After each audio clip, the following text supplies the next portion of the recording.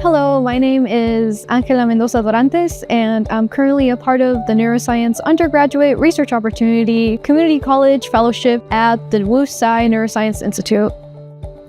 The NeURO-CC program aims to introduce community college students to neuroscience and research through working at a neuroscience lab at Stanford. We are given support with navigating research through the help of our mentors, workshops, and other social events. We are given 8 weeks to focus on a project, and at the end, we'll compile all our findings into a poster and present it at a poster session. I'm currently a biology major at De Anza. My main goals right now are attending veterinary school, though I'm also interested in comparative medicine, molecular biology, and genetics. Prior to the NeURO-CC program, I had no research or experience in neuroscience, so this experience is completely new to me.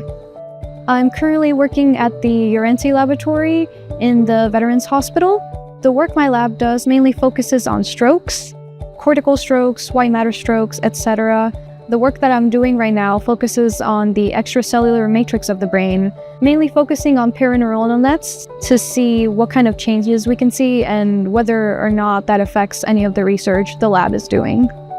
One of the biggest challenges I've faced in the NeURO-CC program was probably accustoming myself to the lab workspace. My mentor has been the biggest help throughout this program. I think without his help, I feel like my project would maybe be in shambles, and I'm extremely grateful for all the help he's done. It's kind of like having a parent or like a cool uncle or something. It's just been very comforting overall because I feel like I'm not alone in this field.